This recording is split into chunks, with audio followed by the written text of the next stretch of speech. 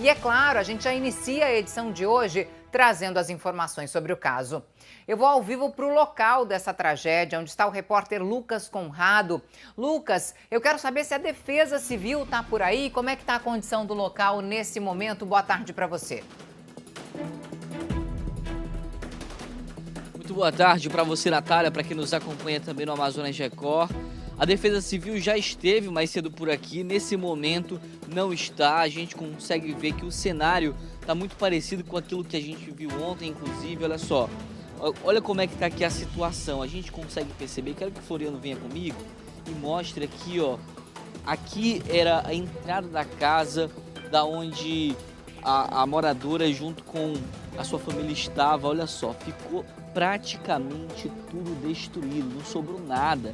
Tem geladeira, tênis, muitas roupas, fone de ouvido, eletrodomésticos, tudo muito rápido. Era por volta de 11 horas e 20 minutos quando tudo aconteceu. Infelizmente, 2 pessoas perderam a vida, além, como você falou, outras 3 pessoas que ficaram aqui soterradas e foram socorridas e encaminhadas até o hospital, mas um pai e uma filha perderam a vida aqui nesse trágico acidente, nesse desastre aqui na zona centro-oeste de Manaus. Olha só o barranco como está ali, ó. Foi colocado aquela lona é de praxe. Quando existe algum tipo de deslizamento de terra, colocam essa lona justamente para que a água da chuva, e a tendência é que continue chovendo, que essa água da chuva não pegue diretamente no barranco e não venha ocasionar outros deslizamentos. Infelizmente, a gente tem aqui essas 2 vítimas, um pai e uma filha que estavam em casa nesse momento. Graças a Deus, a matriarca da família, a mãe, não estava no local. Ela conseguiu, então, sobreviver a esse trágico acidente, mas o pai e a filha acabaram perdendo a vida. Além também do Matheus Amorim, de 16, e a Juliane Amorim, de 27, e a Alice Vitória, de 13 anos, que estavam no local. Estavam, segundo as informações dos moradores, pedindo socorro. Foi então quando eles foram socorridos aqui, mas infelizmente o pai e a filha não resistiu aos ferimentos e acabaram morrendo. Olha o cenário de destruição. Olha só como a quantidade de barro e terra, e aparentemente, quero que o Floriano filme ali em cima, aparentemente aquele barro ali tá, a qualquer momento pode descer novamente. Aparentemente o que a gente consegue perceber é que esse barro está solto, e se tiver uma chuva forte, um vento forte, torrencial aqui na capital amazonense, a tendência é então que venha desabar novamente. A Defesa Civil disse que as causas seriam uma tubulação irregular, a instalação dessa tubulação irregular, mas o fato que aqui no Ileia, no conjunto Ileia, no bairro Redenção, é uma das áreas de risco. A gente tem inclusive dados que foram emitidos por um órgão federal, e esse órgão emite alertas à Defesa Civil. Inclusive Manaus está no topo da lista desses alertas. Manaus é a capital do Amazonas, o município de Manaus todo, que representa mais de 50% dos alertas emitidos em 2024 por esse órgão federal. A gente tem inclusive aqui, ó, os dados. Só em 2024 foram então divulgados pelo CEMADEM, que é quem faz esse registro, quem monitora essas áreas de risco. E só aqui em Manaus, ano passado, foram 50 alertas, principalmente na região nordeste, nordeste mesmo daqui da capital do Amazonas, pegando ali principalmente os bairros Jorge Teixeira, assim como também na zona centro-oeste, a Redenção. Essa parte aqui da cidade onde nós estamos é uma das áreas que contém mais áreas de risco na cidade.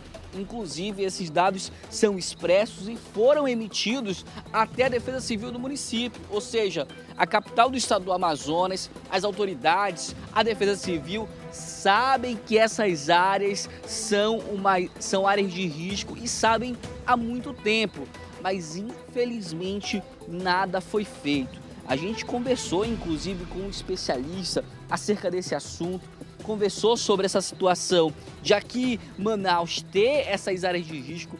Depois de Manaus vem São Paulo e Minas Gerais, que emitiram 41 alertas, ou seja, Capital do Amazonas, com 50 alertas, é líder disparado em alertas de áreas de risco aqui no Brasil todo. E segundo as informações, então, dos moradores, quando tudo isso aconteceu, era por volta de 11 horas e 20 minutos. O barulho, o estrondo foi muito grande. E a gente conversou com um especialista que falou justamente sobre esse assunto, de eles emitirem para a Defesa Civil, e a Defesa Civil do Brasil dispara para as defesas civis municipais, que infelizmente não fizeram nada até o momento para evitar esse tipo de situação, esse tipo de desastre, onde o pai e o filho, uma criança de 8 anos, perderam a vida. Vamos ouvir agora o que disse o especialista. Manaus, nesse quesito, acaba por ser uma grande cidade, uma grande metrópole, ter uma população relativamente vulnerável e ter os elementos que deflagram esses processos, acaba por ter um risco aí relativamente elevado em relação ao território brasileiro.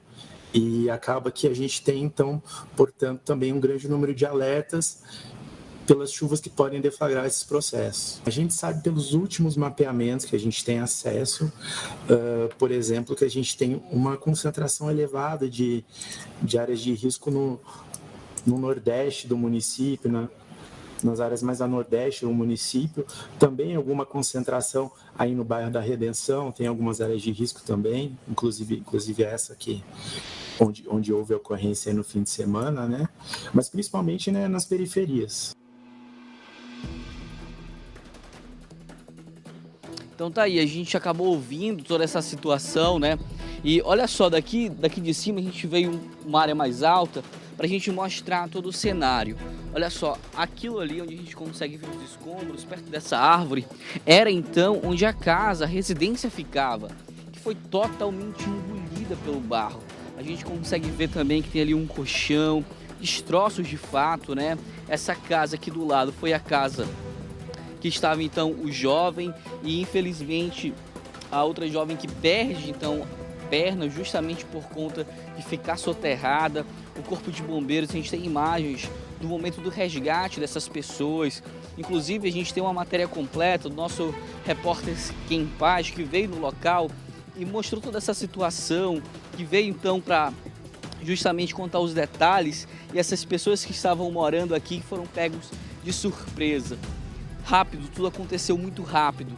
E o resgate, então, foi um trabalho demorado, um trabalho difícil, o trabalho de resgatar 2 corpos foi, então, uma tragédia de fato, chocou toda a sociedade. Ontem as pessoas estavam aqui desoladas, sem saber o que fazer, e muita gente está, inclusive, abrigado. Daqui a pouco a gente vai para esse abrigo, mas a gente vai mostrar agora a nossa reportagem completa, os detalhes de mais um deslizamento, mais uma tragédia aqui na capital do Amazonas com relação a desbarrancamento.